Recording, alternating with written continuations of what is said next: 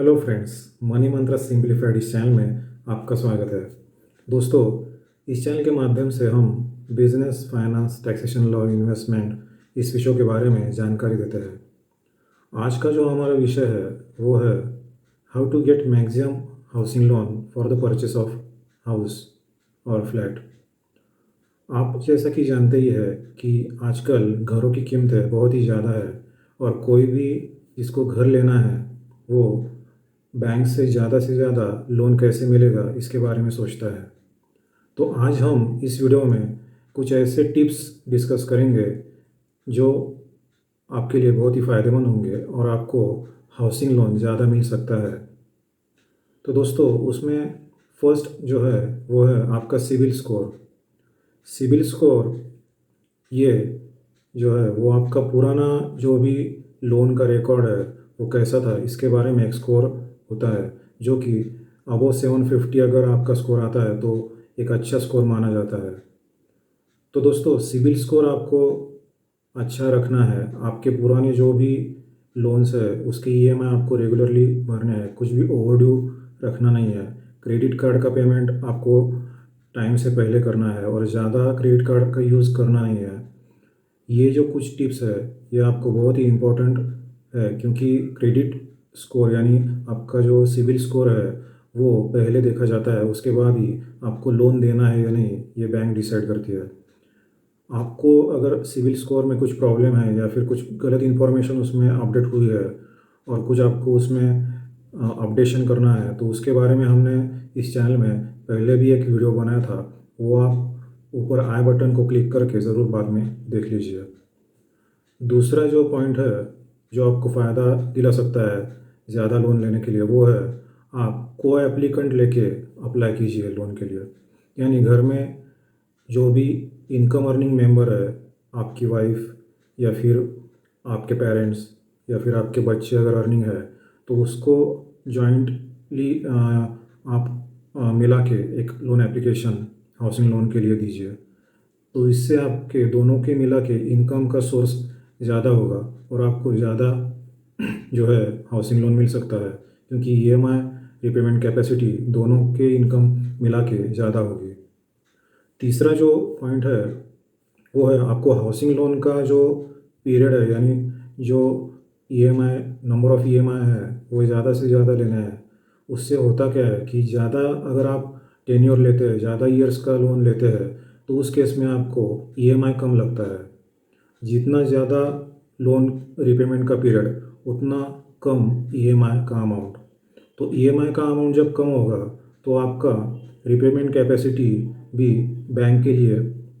एक positive sign है, क्योंकि आपका अगर इनकम अगर 50,000 महीना है और आपका ईएमआई 15 या 20,000 रुपये ही आता है, अगर आपने लॉन्ग टर्म में वो चुकाने का तय किया है और 20 साल से भी ज़्यादा आपने लोन रिपेमेंट का टेन्योर रखा है तो आपको लोन ज़्यादा भी मिलेगा और जल्दी प्रोसेस होगा। उसके बाद आपको इनकम टैक्स रिटर्न में पहले से ही आपको जो भी इनकम है वो सभी इनकम आपको इनकम टैक्स रिटर्न में दिखाने हैं। और आप जब बैंक में होम लोन के लिए अप्लाई करेंगे तब आपको बैंक को भी वो सब इनकम अगर वो कैश में भी है तो भी आपको बैंक को बताने हैं। तो इससे होगा क्या, जो भी इनकम आप डिस्क्लोज़ करते हैं तो उससे आपका इनकम का जो अमाउंट है वो बढ़ेगा और आपका लोन जल्दी और ज़्यादा अमाउंट से सैंक्शन होगा। जितना इनकम ज़्यादा उतना आपका रिपेमेंट कैपेसिटी ज़्यादा बनेगा और आपको ज़्यादा लोन हाउसिंग लोन मिल सकता है। उसके अलावा आपने अगर पहले से ही कुछ छोटे मोटे लोन लिए हैं, कुछ व्हीकल लोन है या फिर कुछ कंज्यूमर गुड्स परचेस किए थे, फ्रिज, टीवी, मोबाइल, ये अगर कुछ छोटे छोटे लोन आपने लोन लिए हैं और उसका अगर कुछ ईएमआई बाकी है या फिर आउटस्टैंडिंग लोन अभी भी है तो आप पहले ही रिपे कर दीजिए, क्योंकि उससे क्या होगा कि आपका फ्यूचर में हाउसिंग लोन का ईएमआई के अलावा कुछ एक्स्ट्रा भी ईएमआई जा रहा है इनकम से तो वो आपको हाउसिंग लोन में इफ़ेक्ट करेगा, क्योंकि आपको हाउसिंग लोन कम मिल सकता है। तो आप जो भी आपके पुराने छोटे मोटे जो लोन्स है वो आप रीपे कर दीजिए और उसके बाद आप हाउसिंग लोन के लिए अप्लाई कर दीजिए और बैंक को वो पूरा लोन जो है पुराना लोन वो रीपे किया है इसका एक नो ड्यू सर्टिफिकेट भी आप दे सकते हैं।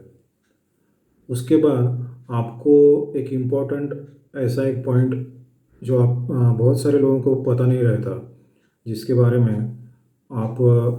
बाद में आपको पता चलता है जब आप लोन करते हैं और सब एग्रीमेंट वगैरह फ्लैट परचेस की हो जाती है, तो उसके बाद आपको पता चलता है कि आपका लोन कम हो रहा है। तो उसका एक रीज़न ये रहता है कि आप जब बिल्डर के साथ या फिर जो भी सेलर है उसके साथ एग्रीमेंट टू सेल करते हैं, तो उस केस में आप कम अमाउंट अगर दिखाते हैं उस एग्रीमेंट में, तो उस एग्रीमेंट में जो भी अमाउंट दिखाई है उसके बेस पे बैंक लोन देती है। तो बाकी के सभी पॉइंट आपके अच्छे हैं, आपका इनकम सोर्स अच्छा है, सिबिल रिकॉर्ड अच्छा है, को एप्लीकेंट भी है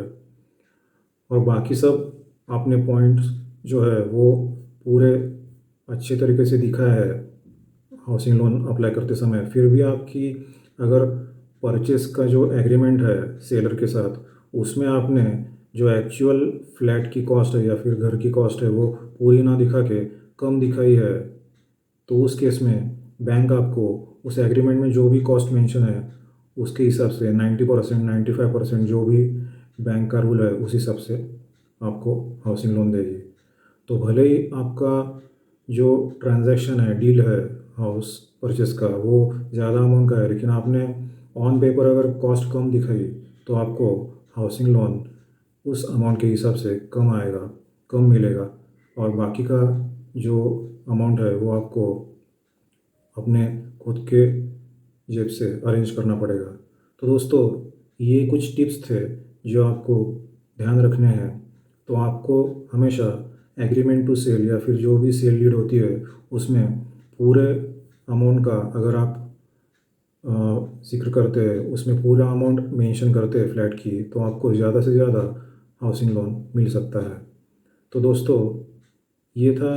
कुछ सुझाव और कुछ पॉइंट्स जो आपको याद रखने हैं हाउसिंग लोन लेते समय। आशा करते हैं कि ये वीडियो आपको अच्छा लगा होगा। अगर आपको कुछ भी डाउट या क्यूरी है और इस वीडियो के बारे में आपको कुछ भी बाद में पूछना है तो आप नीचे कमेंट कर सकते हैं और इस वीडियो को लाइक कीजिए, सब्सक्राइब कीजिए चैनल को और शेयर कीजिए। Thanks for watching and good bye.